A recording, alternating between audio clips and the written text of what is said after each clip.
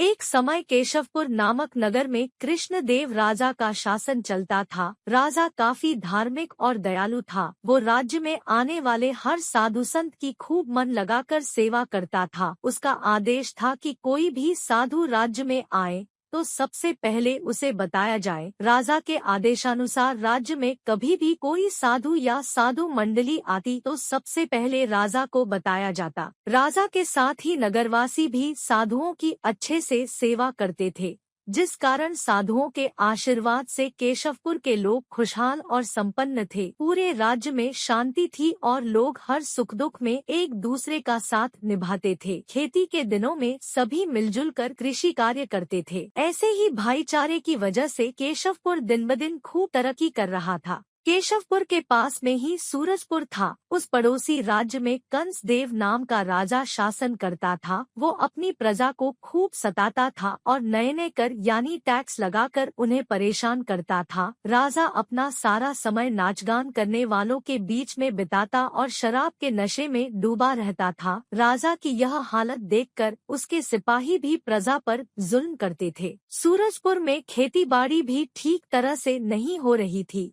जिस कारण वहां की जनता भुखमरी से जूझ रही थी। यहाँ तक कि जानवरों को खिलाने के लिए भी पर्याप्त चारा नहीं मिल पा रहा था।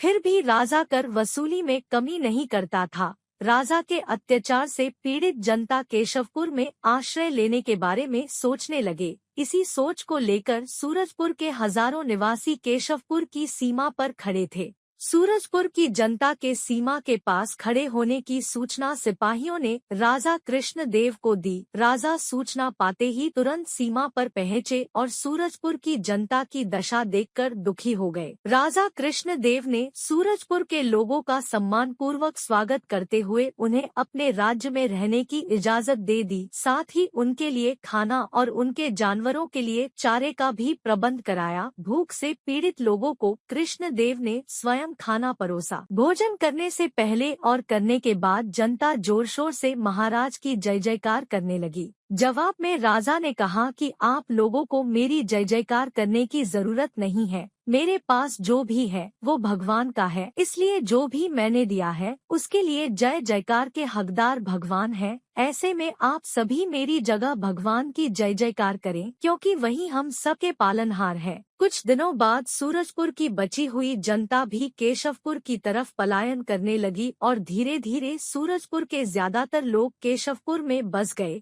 देखते ही देखते पूरा राज्य खाली हो गया और राजा कंसदेव और उनके कुछ ही सिपाही नगर में रहने लगे। भुखमरी के कारण पशु पक्षी मरने लगे और उनकी लाशें नगर में ही सड़ने लगी। इसी के चलते पूरे सूरजपुर में बीमारी फैल गई। राज्य में बचे लोग भूख व बीमारी से परेशान रहते थे और अधिकतर लोग मरने लगे। एक दिन राजा कंसदेव की पुत्री को हैजा हो गया, जिससे कुछ ही दिनों में हैजा से उसकी मृत्यु हो गई। राजा लाचार हो गया और वह बार बार सोचने लगा कि उन्होंने जनता पर काफी अत्याचार किया है। यह सोचकर राजा कंसदेव भगवान से क्षमा की भीख मांगने लगा।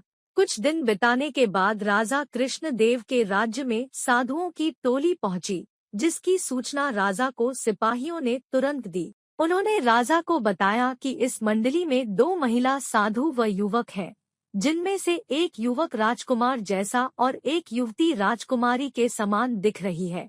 राजा यह सुनते ही सब काम छोड़कर तुरंत सीमा पर पहुंचे और उन सभी को सम्मान के साथ राजमहल में ले आए। राजा ने उन सभी की खूब सेवा की। कुछ दिनों बाद साधुओं ने राजा से उनके नगर घूमने व वहां की जनता से मिलने की इच्छा जताई। राजा भी साधुओं की बात सुनकर उनके साथ नंगे पांव नगर की ओर निकल पड़ा। साधुओं ने देखा कि केशवपुर का हर नागरिक खुश है और जहां से वो गुजरते हैं वहां राजा की जय जयकार होती है।